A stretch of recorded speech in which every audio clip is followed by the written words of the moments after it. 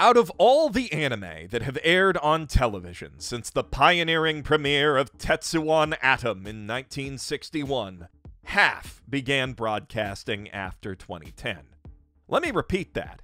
Half of anime happened in the last 11 years.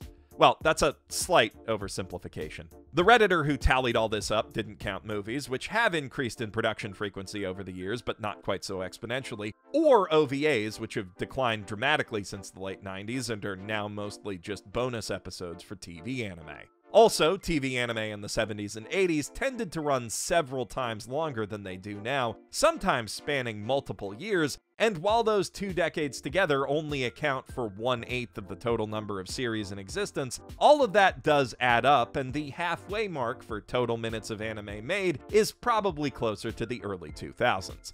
Look, the specific statistics don't matter so much as the fundamental fact that more anime is being made now than in decades past by almost a literal order of magnitude. And it doesn't look to be slowing down anytime soon. Even speaking as someone who wanted to watch so much anime all the time that I found a way to make it my job, when I look at those numbers, I've just gotta ask, is it all too much?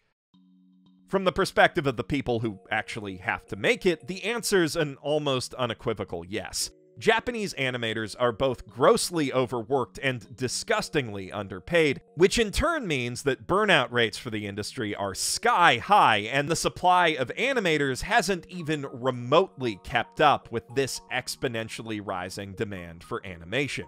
And even with much of anime production moving overseas and online to compensate, you'd be shocked how many shows need to recruit animators from Twitter. Conditions on the ground in Japan are only getting more hectic and stressful, even for production leads. You'd also be shocked by how many directors end up making more than one show in the same season. So, if things are so rough for them, why are these studios biting off so much more than they can chew? They don't really have much say in the matter. Anime is produced not by individual animation houses, but by production committees of investors and corporate entities, manga publishers, merch manufacturers, record labels, TV stations, and so on, with a shared interest in a given intellectual property. And studios themselves rarely sit on those committees, instead serving as work-for-hire contractors who don't even get to set their own work schedules. And under this system, where they're almost never stakeholders in the anime they're making, studios hardly see a dime of the billions upon billions of dollars in annually record-setting revenue the anime industry generates through merchandise and overseas licensing. Almost all of the money to cover their operating expenses comes exclusively from upfront production budget payments, which, as you'll know if you watch The Power of Sakuga, are uniformly way smaller than you'd think they'd be. So most studio heads are essentially forced to take as many contracts as they can get, rather than as many as they can handle. Meanwhile, the companies who do actually call the shots want to make as many anime per year as they possibly can, because with overseas interest in anime growing, so too is the potential market for merch and the chance that a show can find enough of a niche audience to turn a profit. Not to mention licensing fees for international streaming platforms who pick up essentially everything the industry puts down have raised the baseline revenue for every single show in existence. The risks that come with anime flopping are therefore far lower than they used to be for these companies, while the rewards of success are that much greater several times over. This is especially important to print publishers, as any manga or light novel with a TV presence is all but guaranteed to move a greater volume of volumes than one without, especially overseas. In almost all cases, greenlighting an anime based on any decently selling piece of print media you own is a safe bet to dramatically increase those sales. And the more times you make that bet, the better your odds get of hitting the Demon Slayer jackpot.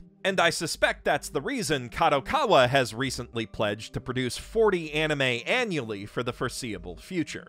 That's almost a whole season's worth from just one company. And I foresee that it won't be just one company working that way for long. As long as food costs money, media's gotta follow the market and exist for the sake of marketing as much as the sake of art. On a completely unrelated note, this video is sponsored by HIDIVE, an independent anime streaming service that sets itself apart with more than just an impressive exclusive library of classic movies, shows, and OVAs. I'm talking forward-thinking, otaku-friendly features like custom subtitle settings and adjustable playback speed, so you can reclaim precious viewing hours from this endless anime onslaught at the expense of audio fidelity by binging up to 4 times as fast. When you're done with the show, the site's built-in MAL integration lets you track and score it right from the watch page. But the best thing about HIDIVE, the thing that makes it my favorite streaming service, has gotta be its built-in chat rooms, which let you shoot the shit live with anyone watching what you're watching and sync up playback so everyone can be on the same page. That's right, they've got watch parties built into the platform, which has been an absolute godsend for my anime watching buddies and I in the middle of this whole pandemic business. All that will run you just $4.99 a month, and for a limited time, using the link in the doobly-doo, you can get your first 30 days totally free. So if you want to watch Legend of the Galactic Heroes or some spicier 80s OVAs with your long-lost con buddies, you have literally nothing to lose. Click that link to start your 30-day trial today. Now, there are non-monetary upsides to all this too much anime the industry's making. I imagine it's quite exciting for all the artists and authors out there whose work never would have had a chance to be adapted even a decade ago. Especially the anime-inspired foreign creators of stuff like High School of God and God of Tower. It's also pretty exciting as a viewer to be living in a time when classic, unadaptable manga like Banana Fish and Pluto are finally getting their shot. Plus, basic probability says that the more times we roll the anime-making dice, the more genuinely great adaptations like Mob Psycho 86, Mushoku Tensei, and To Your Eternity we're likely to see. And speaking more generally, the broader the variety of stories anime tries to tell, the more people are likely to find a personal favorite that speaks directly to their specific interests, or fetishes. Even if the production values are a little shoddy, being able to watch animated kabaddi must be absolutely thrilling for fans of that sport. But all of these upsides fly out the window if the adaptation in question isn't good, including for the publisher in a worst-case scenario. Master of Ragnarok actually lost sales when its anime aired. And probability also tells us that more rolls of the adaptation dice will give us more god-awful garbage like that, X-Arm, and this season's Cestus. And what with how thinly stretched the entire industry is, each new show adds just a tad more weight toward those Snake Eyes outcomes. This also, not coincidentally, raises the odds that good shows will fall off or even turn terrible partway through production, as the overall shortage of animators, coupled with the insanely tight schedules committees set, it's not uncommon for episodes to be finished literally hours before they air, mean that the tiniest of cock-ups can easily cascade into catastrophic quality. But even when outsourcing works to paper over production issues from our perspective in the audience, the fundamental problems are still there behind the scenes. The best anime, and art in general, is made by tight-knit teams of creators who communicate and plan together actively, work off each other's strengths, and share a common vision for their product. And you simply cannot fabricate that dynamic by hiring on more people. Only by buying more time. I have a pet theory that for all the damage COVID did to anime in 2020, the delays it caused are also contributing to the higher than average number of shows with consistently good production values we've seen in 2021. To be clear, that is just educated speculation, but if true, it would go to show just how much of a difference even a little bit of extra lead time can make for these overtaxed production crews. And however this situation came about, even the best case scenario for anime overproduction that we're living through right now isn't all sunshine and rainbows. With all this good anime airing simultaneously, I'm having to make some seriously tough calls about what to watch and what to put on hold. And may I remind you, watching anime is literally my job. I can hardly even fathom how the rest of you are holding up against 3 good to great new episodes per weekday, followed by like 7 on the Saturday of Doom.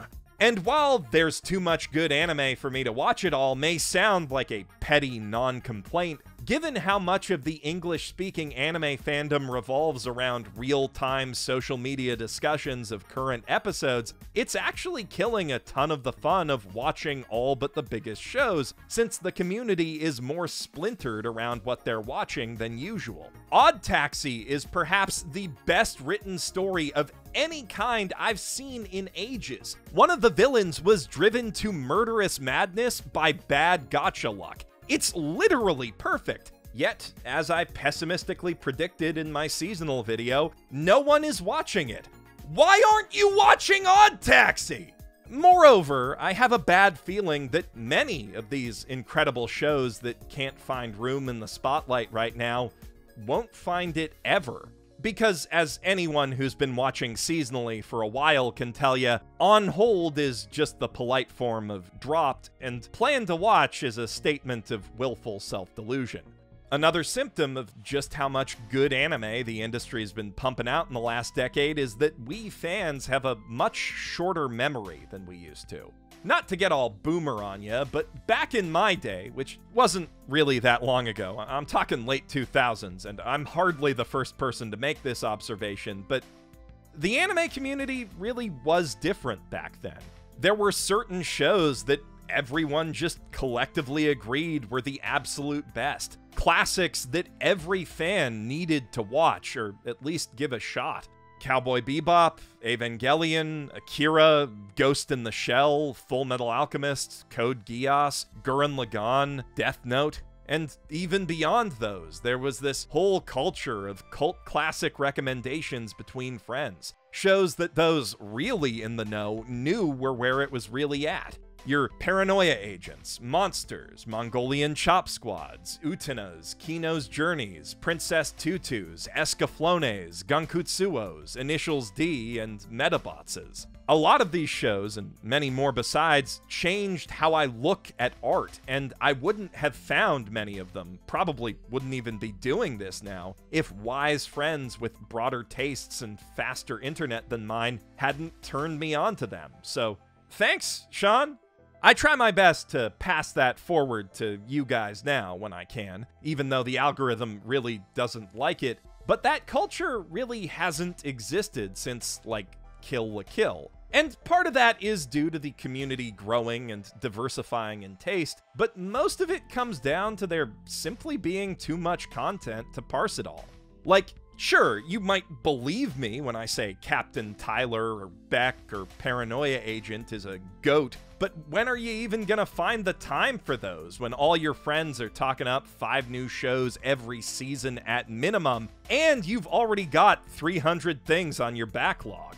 I'm not blaming anyone for this. It's quite literally impossible to keep up with it all. But it still makes me sad to see. Only the lucky handful of shows that attract a massive audience right out of the gate or pull a timely sequel that does stand any chance of being remembered a year or even season later. And out of those, a lot of should-be must-watch classics like A Place Further Than the Universe end up fading into the mass of merely really good anime that surrounds them.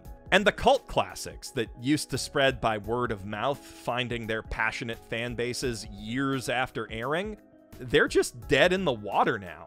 The worst part of this is how it disproportionately disadvantages original anime compared to adaptations when they were already fighting an uphill battle. For many reasons, some of which I've already outlined, people with money are far more inclined to spend it animating an established intellectual property than some animators' bold new idea, and the existing fan bases of those properties naturally give them a leg up in attracting seasonal anime viewers early on when nobody really knows how well any given show will shake out. Adapted anime just seem like safer bets in terms of quality, though if you actually calculate the odds, you'll realize the opposite is true.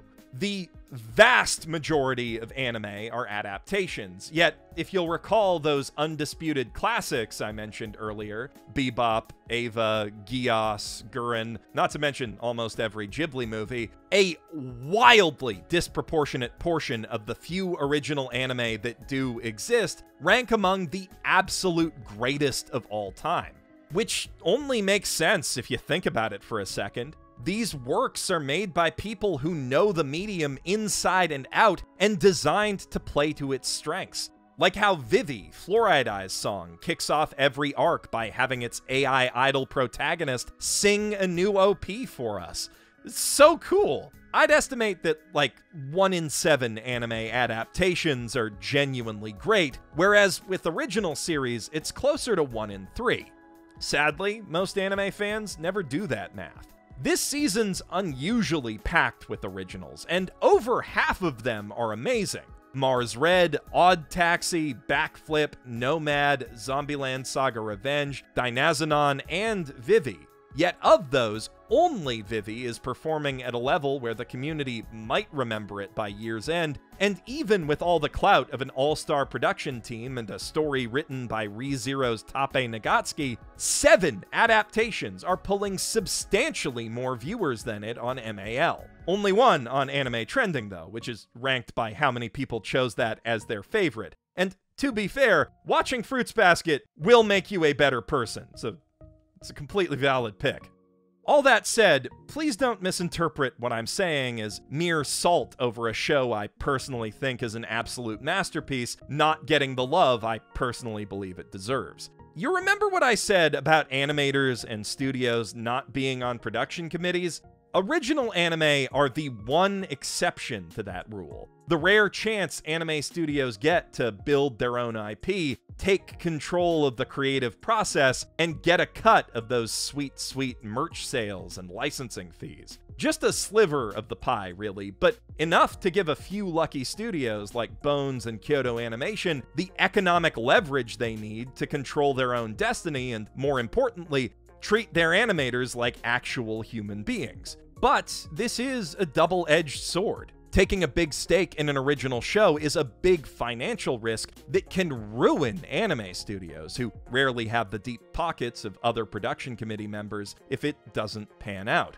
I'm under no illusions that anything I say in this video will have even the slightest effect on anime industry practices. But I do have at least a tiny amount of sway over this community, and since I've got your attention now, I want to implore you to give more original anime more of your love. I mean, prioritize them over the big manga and light novel things everyone's talking about, and talk over everyone about the ones you really love. Maybe kidnap a friend, tape his eyes open, and make him watch Odd Taxi. Then, when he's seen the light, have him help you grab 2 more friends, and so on and so forth. Maybe get some friends together and watch some old anime, too. It won't help anyone's business, but it's good for your soul, and old original anime is the one segment of this godforsaken content category that's actually small enough for a person to feasibly watch all of the good stuff in their lifetime. If you're looking for a good place to start, the 80s OVA scene was pretty much the only moment in anime history where studios were actually economically incentivized to take their time and make the best thing they possibly could, but that's a story for another day. You can find a lot of good OVAs on HIDIVE, though. If you ask me, there is way too much anime, and too much good anime out there. But together, we can help each other find the best of it, and help the people who make the best of it get a much bigger piece of that comically oversized pie. I'm Jeff Thu, professional shitbag, signing out from my mother's basement.